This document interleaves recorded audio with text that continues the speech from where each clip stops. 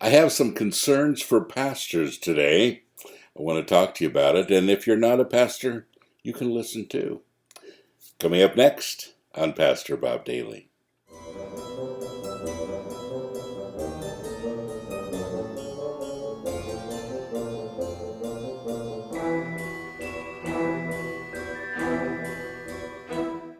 Well, I've been a pastor for 40 some years now, a long time.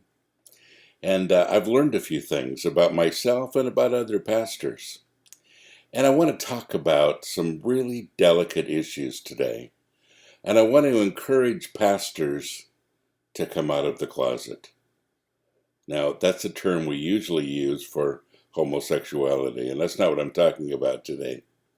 But come out of the closet with things they're struggling with, secrets they have, things they don't feel like they can share with anybody. It's really important that you begin to be honest and truthful, and that you start talking to people. You know, we have this misconception that pastors are supposed to be superstars, that they're supposed to stand up in front of a congregation without fault and lead the congregation in perfection. Never has happened, never will happen. Horrible thing to expect of a human being, honestly. But nonetheless, that's what we do. And when pastors fall, we just shake our heads and say, what a fool. Except they're human too. A few years ago, a study was done by a reputable firm, and they asked pastors, have you in the last 3 months seriously considered leaving the ministry? 60% of them said yes. That's really something, isn't it? 60%. That's a lot. Why that many? Well, mostly because they're lonely, they're burned out, they're depressed, they're frustrated, their marriages are falling apart, their family is in shambles, they have secret sins they can't talk about and trying to deal with, they have addictions, etc., etc. In other words, they're real people just like you and I. You know, during the time that I've been a pastor, I've dealt with a lot of different things. And there have been times that I just wish I had somebody to talk to about some of that. And many times I haven't. And there was a time when I realized that I didn't have to be on anybody's pedestal. In fact, it wasn't healthy for me or for them. You know, I love when Paul says, follow me as I follow Christ. I love that. Because what he's saying is, you know, when you're following me and I'm not following Christ, we're both in trouble. So make sure I'm following Christ when you follow me. That's the bottom line. And you see, I've realized that as a pastor, I don't have to be perfect, and I know I can't be. I can be transparent about the things that I struggle with. And that puts some people off, and they're not going to want to follow, you know, or they're not going to want to be a part of any kind of a ministry that I'm heading up. But then they're also living unrealistically. You know, one of the reasons that we started the SIM network, Sanctuary International Matrix, one of the reasons we have so many podcasts is to be brutally honest and transparent with you.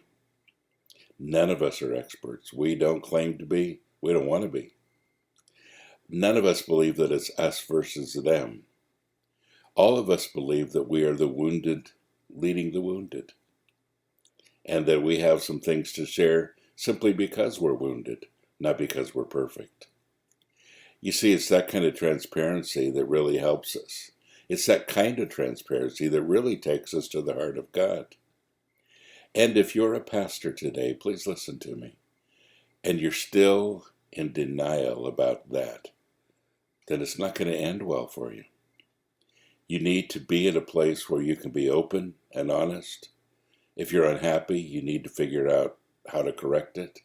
If you're depressed, you need to figure out that depression, what's causing it. You know, there's a reason for depression, figure it out. If you're struggling with an addiction, get some help.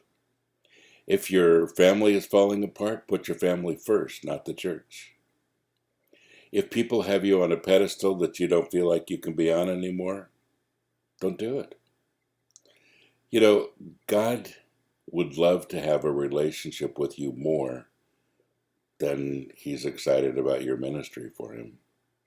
I always thought it was the other way around. That the more I did for the Lord, the more happy he was with me. And honestly, he wasn't. He really wanted me. He really wanted my time, my personal involvement with him, my relationship with him, my intimacy with him.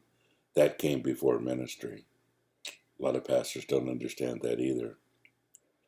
You see, you can really follow a pastor who is sold out to God in that way, who is transparent, honest, admits their faults, shares them with you, is willing to learn from everybody else as well, who sees himself as a teacher as well as a student, and who is willing to be vulnerable and open and once again transparent. So, pastors out there, don't go another day trying to hide the things that you're feeling. Get honest with yourself and with God. Make some changes. You're not kidding anybody. And people who are following pastors in denial, you owe it to them to go up and say, you know, you don't have to be perfect. I love you. I want you to be well. I want you to be healed. I want you to feel good about yourself. And I want your family to be strong. And I want your relationship with God to be strong. And I want that before I want you to pastor this church. You know, we're all in this together. We all need to encourage each other.